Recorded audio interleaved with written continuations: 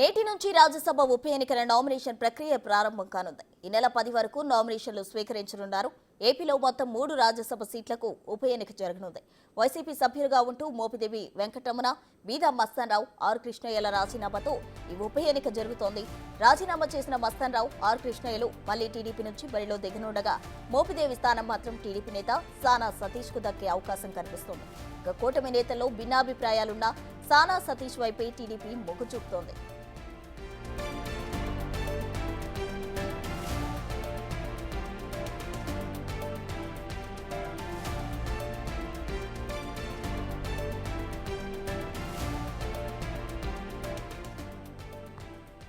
ఏపీలోని 3 స్థానాలు ఒడిశా, పశ్చిమ బెంగాల్, హర్యానాలో ఒక్కో స్థానానికి ఎన్నికలు నిర్వహించనున్నారు. ఈ ఎన్నికలకు ఈ రోజు నోటిఫికేషన్ రానుండగా 10వ తేదీ వరకు నామినేషన్ల స్వీకరణ, 11న స్క్రూటీనీ, 13 వరకు నామినేషన్ల ఉపసంహరణకు అవకాశం కల్పించారు.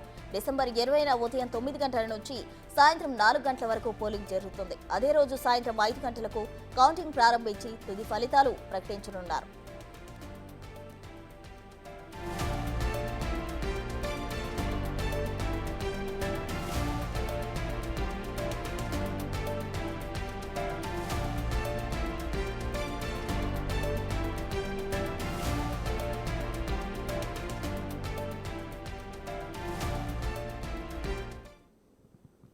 నేటి నుంచి రాజ్యసభ ఉప ఎన్నికల నామినేషన్ ప్రక్రియ ప్రారంభం కానుంది. దీనికి సంబంధించి పూర్తి వివరాలు మా ప్రతినిధి శివ అమరావతి నుండి అందించేందుకు సిద్ధంగా ఉన్నారు. శివ, ఈ 3 రాజ్యసభ సీట్లకు గాను ఎవరెవరు నామినేషన్ వేయనున్నారు? పూర్తి డీటెయిల్స్ ఏంటి? ప్రస్తుతం మొత్తం మీద చూసుకుంటే ఆంధ్రప్రదేశ్లో 3 రాజ్యసభ స్థానాలకి నోటిఫికేషన్ విడుదలైంది. ఈ రోజు నుంచి కూడా ఈ నెల 10వ తేదీ వరకు రాజ్యసభ సంబంధించి నామినేషన్ల ప్రక్రియ కొనసాగబోతోంది. దాదాపుగా ఆంధ్రప్రదేశ్ సంబంధించి రాజ్యసభలో ఏకగ్రీవంగానే ఎన్నికయ్యే అవకాశాలు కనిపిస్తున్నాయి.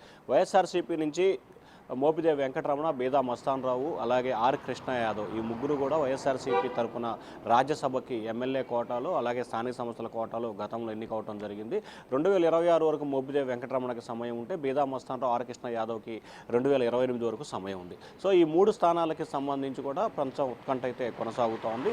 3 రాజ్యసభ స్థానాలకు సంబంధించి కూడా తెలుగుదేశం పార్టీకి 2, భారతీయ జనతా పార్టీకి 1 ఇచ్చేందుకు కూడా కూటమి నిర్ణయం తీసుకున్నట్టు తెలుస్తూ ఉంది. దానికి సంబంధించిన కూటమి నేతలు దాదాపుగా కూడా అంగీకారం తెలిపారు.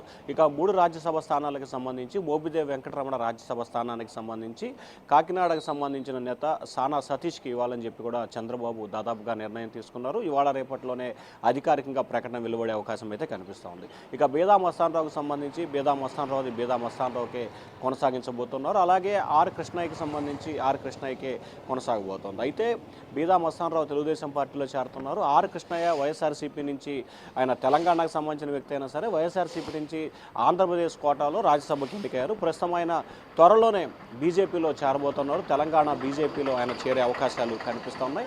తెలంగాణ బీజేపీకి సంబంధించిన నేతగా ఆయనకు సంబంధించి కూడా ఆంధ్రప్రదేశ్ కోటా నుంచి కూడా రాజ్యసభ స్థానం ఆయనకి ఇవ్వబోతున్నారు. సో ఏదైతే 3 రాజ్యసభ స్థానాలకు సంబంధించి 3 వ్యక్తుల్లో ఒకరికి మాత్రమే కొత్త వారికి అవకాశం ఇస్తున్నారు. మిగిలిన 2రికి కూడా పార్టీలు అయితే మారుతూ ఉన్నాయి, కానీ వారిద్దరినే కొనసాగిస్తూ కూడా కూటమి నేతలు అయితే నిర్ణయం తీసుకున్న పరిస్థితి కనిపిస్తూ ఉంది. అయితే 10వ తేదీ వరకు నామినేషన్కి సంబంధించి గడువు ఉన్న నేపథ్యంలో 7, 8 తేదీల్లో రాజ్యసభకు సంబంధించిన అభ్యర్థులు నామినేషన్ దాఖలు చేసే అవకాశాలు అయితే కనిపిస్తూ ఉన్నాయి. ఎందుకంటే ఇవాళ క్యాబినెట్, రేపు పోలవరం బిజీ, అలాగే మరొకసారి పార్టీకి సంబంధించిన నేతలు సమావేశం, అలాగే మరొకసారి ఫైనల్గా ఢిల్లీ పెద్దలతో అంటే ఎన్డీఏ కూటమికి సంబంధించి కాబట్టి కేంద్ర హోంమంత్రి అమిత్ షా, ప్రధానమంత్రి నరేంద్ర మోడీ, బీజేపీ జాతీయ అధ్యక్షుడు నడ్డా తదితరులతో మాట్లాడి ఒక నిర్ణయం వెలువడే అవకాశం అయితే కనిపిస్తూ ఉంది.